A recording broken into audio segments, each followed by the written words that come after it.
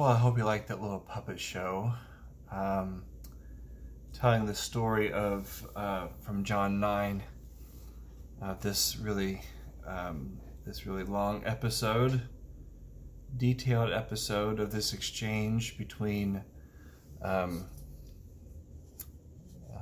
it's better. This exchange between Jesus and the Pharisees and the disciples, really, concerning this fellow who was born blind. And it really continues a theme.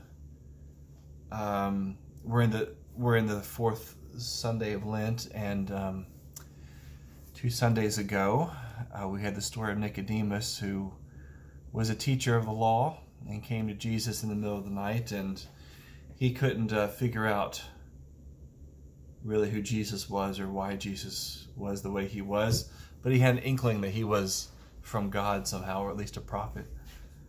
But he couldn't figure it out. And he's not a tragic figure. I mentioned back then, just like keep coming back to Nicodemus, because he comes back into the story. And then last week we had this story of the woman at the well, the Samaritan woman, and she has lots of challenges to her life, and has a chance encounter with Jesus at Jacob's well, and she gets to be the first person to realize that Jesus of Nazareth is the Messiah, and really her outsider status reveals so much about the person and the purpose of Jesus. So, and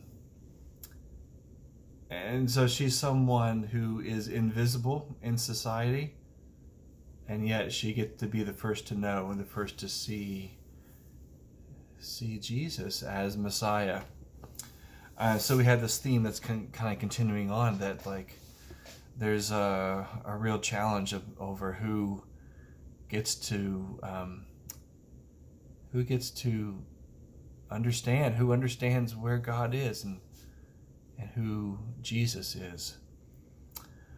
And the story starts with a question, right? And the question was, okay, this man's born blind. Whose fault? Who should we blame? And my first question is like, why do the Pharisees even not the Pharisees? In fact, in the scripture video, I called the Pharisees the disciples once. So make sure you go back and I screwed up. Sorry, I didn't realize it until after I watched it. But the disciples have a question: who sinned that this man was born blind? And I wonder why the disciples even cared. Like, what bother was this man to them? Were they trying to show off as good Hebrew scholars or whatever? Just don't really know. But the question, who sinned, is about who to blame. Who do we blame? Clearly, somebody should be responsible. Somebody should be responsible for the suffering, even if it's not. I don't think it even bothered the disciples. They were just chatting, right? But somebody ought to be responsible for this man's suffering. Like, we have a system of understanding things, and whenever there's wrongdoing, we have to find blame. And that's not an ancient problem, is it? Right? So right now, some people are calling the coronavirus, they're calling it the Chinese virus, right? Hopefully you haven't heard that, but if you have, just it's stupid. But the point seems to be like, okay, there's this calamity on the earth in the form of this virus, and we've got to find somebody to blame. And it doesn't have to follow any logic, because it's fear-based, and it's mean-spirited, but there's this weird assumption like somehow a country is just going to create this and unleash it upon the earth, and in the process kill a bunch of their own people. And most of the time, that kind of blaming is, sometimes it's just it's a matter of power, and sometimes it's a matter of fear, or both. But we shouldn't be doing that. Let's not do that. But people want to know, like, who's responsible. As it turns out, Jesus calls the bluff, right? And this is one of those rare occasions where Jesus doesn't answer a question with a question, but he goes right in and says, no, you are wrong. Your assumption is wrong. And for what it's worth, the disciples' assumption has lots of scripture backing it up. If you go into the wisdom literature, if you go into Psalm, if you go into Proverbs, you'll find lots of assumptions there that suffering is the result of sin, and only the result of sin. Like there's no third way where, like, I don't know, like there's just some randomness to the world, and sometimes we get struck by the randomness of the world, and that's why we suffer. No, I mean, the Hebrew scriptures make it pretty black and white. Like, if you have privilege, then you must be doing something right, and God blesses you. And if you have suffering, you must be doing something wrong, and God is punishing you. And God is not, this is also about the nature of God, right? We've always gone back and forth in all religions and all philosophies and all spiritualities about, and theologies. Is God just? Is the world fair? That's what that means. Is God just, and is the world fair? Or is God merciful? And sometimes if God is merciful, that means we're suspending justice. We're suspending what is right and wrong. And God is suspending what's right and wrong. And then, man, what if wrong goes unpunished? What if people get away with it after all? And so we get into this weird space where we need responsibility because we don't want wrongdoing to go uncorrected, unpunished or uncorrected, whichever way you want to see it. But Jesus calls the bluff, and he deals directly with the question. Says, no, you're wrong. Suffering. This man was born blind. This man's suffering, at least, it was put in place or exists so that the good works of God can be revealed in this man. And totally flips it, right? That the suffering of this man is not an occasion for blame and responsibility and for whatever. It's an occasion to see what God can do. To see what God can do. And so Jesus, being the agent of God, he calls himself the Son of Man, perhaps the most human thing, the most human of humans that's ever lived. He goes to action. The work of God is revealed in this man. And Jesus spits on the ground and makes mud with the spit and the dirt, and he rubs on the guy's eyes. Go wash in the pool of Siloam, which is like this ritualistic thing you do, and lo and behold, the man can see. And it unleashes a real current of angst. And you've heard that phrase, no good deed goes unpunished. I don't know. This story is kind of about that. I love this story because of the absurdity of the characters involved, right? That the that the Pharisees are going to investigate this blind man and find out, were you really blind? Were you not? Were you faking it all along? And when they don't get a satisfactory answer, they dig up the man's, well, not dig up, but they find the man's parents and they interrogate them. And there's a little side note in the actual text that said that anybody who was actually got right here. Oh yeah, there's a little note in the text of what of the story, and I just fudged over it. But there's this little note in the text that says that the teachers of law, it says the Jews, but they really mean the teachers. The teachers of the law had already agreed that anyone who calls Jesus the Messiah was going to be put out of the synagogue. You're going to be kicked out of church. And so when they bring the parents in, they verify that the man was born blind, but they're not giving up their synagogue seats. And so they say, you talk to him about who healed him and what he thinks of it. Well, the man himself was begging on the side of the road. He was blind. He was considered unclean. He was considered full of sin. He had already been kicked out of the synagogue. There was no place, there was no room for him in the synagogue.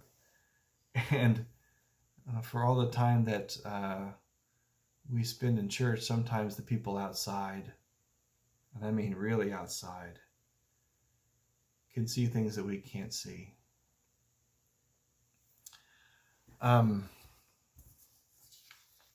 This virus is helping me see things that I haven't seen before.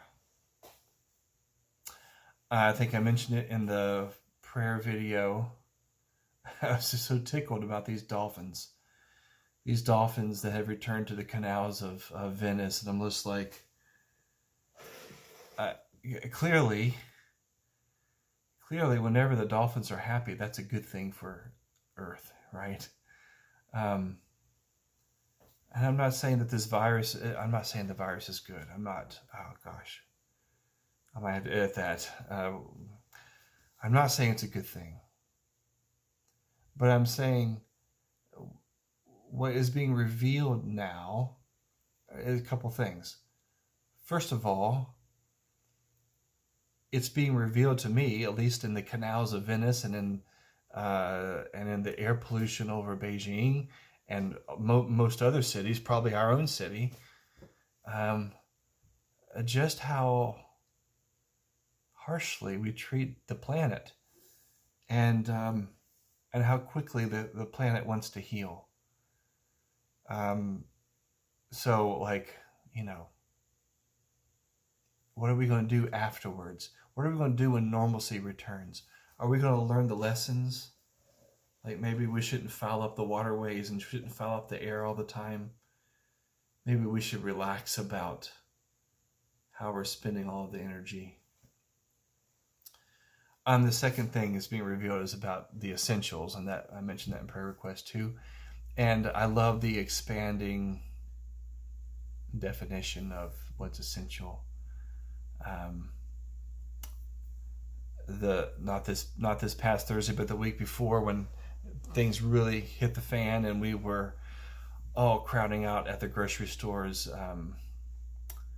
I chatted up the bag girl. She was bagging groceries at the Fred Meyer over there next to the church in Orchards. And I said, how's it going? And she's like, well, I'm working way past my time. So it turns out that those lowly, hourly people, oh yeah, they are essential. We need what they do. We really need what they do. I think for me, I'm feeling a little weird because I've always thought of church as a place of real vitality, but we're sidelined. And I feel sidelined, and I feel misplaced and displaced, and I have a little chip on my shoulder that like I want to be doing something essential. And so when normalcy returns, I don't want to return to things that are unessential. I just want to do what's essential. And it turns out feeding and healing are pretty essential. Helping our planet heal is essential.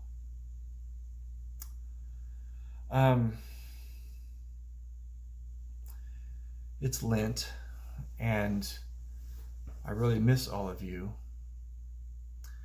But I'm taking this time. I'm trying not to trifle away time. I'm taking this time to examine what is essential. I'm taking this time to get into these ancient stories that have real contemporary resonance, meaning that what they are talking about way back then really matters to today. I don't want to walk around with blinders anymore. I want the full truth revealed.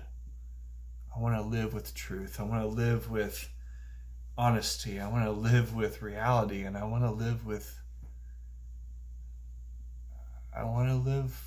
with full authenticity. And I want to live close to God. You know, I wondered what the disciples thought. You know, they kind of get lost in the scene. In fact, in the puppets, they kind of just, in the puppet show, they show up at the beginning and then they kind of disappear. But I wonder what they thought. Jesus touched this unclean man's unclean eyes, blind eyes, full of sin and full of awfulness, and in the touching by law made himself unclean. He by law would have had to have spent some time outside of the synagogue until he was ritualistically clean. And Jesus takes upon himself, as an example to his followers, by the way, takes upon himself the suffering, takes upon himself the responsibility. And in the process of doing all of that, becomes the agent by which the work of God is revealed. All as an example to his disciples. Well, you know, let's be that way. Let's be that way. Let's reveal the work of God in other people. Let's let the work of God be revealed in us. In the scene, finally, the blind man returns. And there's this great exchange between the blind man and Jesus after the interrogation, after all that stuff. It says, Jesus asks him, "Do you believe in the Son of Man?"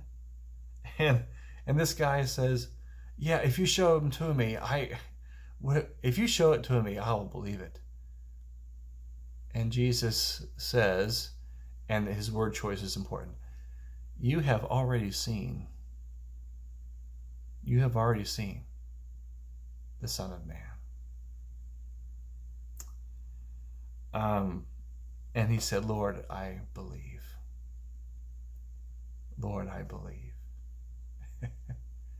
And I wonder what ensued after that, because the man was healed. And what kind of party did they have? Jesus, the blind man, and the 12. What kind of party did they have behind the synagogue as a bunch of exiles? I bet you they laughed. I bet you they shook their heads at the blindness of others. And I bet you they danced and danced and danced.